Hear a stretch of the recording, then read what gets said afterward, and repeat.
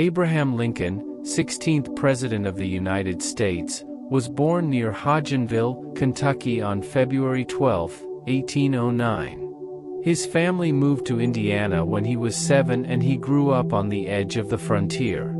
He had very little formal education, but read voraciously when not working on his father's farm. A childhood friend later recalled Lincoln's manic intellect, and the sight of him red-eyed and tousle-haired as he pored over books late into the night. In 1828, at the age of 19, he accompanied a produce-laden flatboat down the Mississippi River to New Orleans, Louisiana, his first visit to a large city, and then walked back home.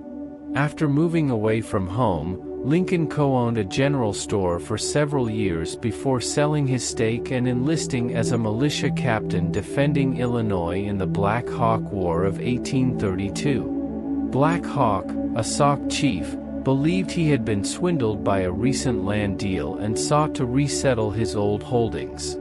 Lincoln did not see direct combat during the short conflict, but the sight of corpse-strewn battlefields at Stillman's Run and Kellogg's Grove deeply affected him. As a captain, he developed a reputation for pragmatism and integrity.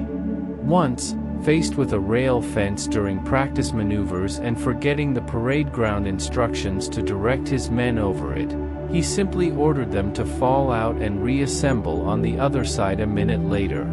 Another time, he stopped his men before they executed a wandering Native American as a spy.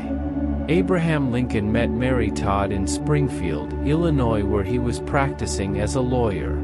They were married in 1842 over her family's objections and had 4 sons.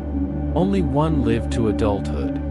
The deep melancholy that pervaded the Lincoln family, with occasional detours into outright madness, is in some ways sourced in their close relationship with death.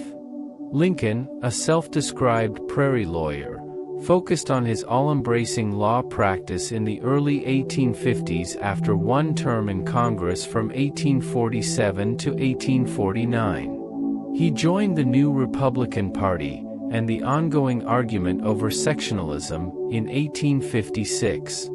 On November 6, 1860, Lincoln won the presidential election without the support of a single Southern state. Talk of secession, bandied about since the 1830s, took on a serious new tone. The Civil War was not entirely caused by Lincoln's election, but the election was one of the primary reasons the war broke out the following year. Lincoln's decision to fight rather than to let the Southern states secede was not based on his feelings toward slavery. Rather, he felt it was his sacred duty as President of the United States to preserve the Union at all costs. His first inaugural address was an appeal to the rebellious states, 7 of which had already seceded, to rejoin the nation. His first draft of the speech ended with an ominous message: "Shall it be peace, or the sword?" In 1864, Lincoln ran again for president.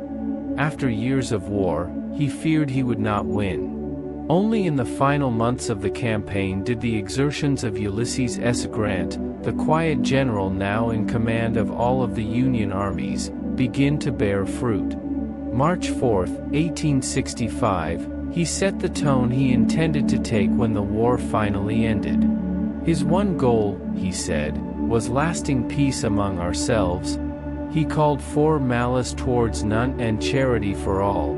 The war ended only a month later.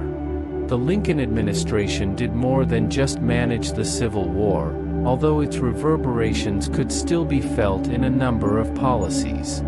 The Revenue Act of 1862 established the United States' first income tax, largely to pay the costs of total war. The Morrill Act of 1862 established the basis of the state university system in this country, while the Homestead Act, also passed in 1862, encouraged settlement of the West by offering 160 acres of free land to settlers. On April 14, 1865, while attending a play at Ford's Theater in Washington, D.C., Abraham Lincoln was shot by Confederate sympathizer John Wilkes Booth. The assassination was part of a larger plot to eliminate the Northern government that also left Secretary of State William Seward grievously injured. Lincoln died the following day, and with him the hope of reconstructing the nation without bitterness. From humble beginnings to leading a nation through its darkest hour, Abraham Lincoln's story remains a powerful reminder of what is possible when one refuses to give up.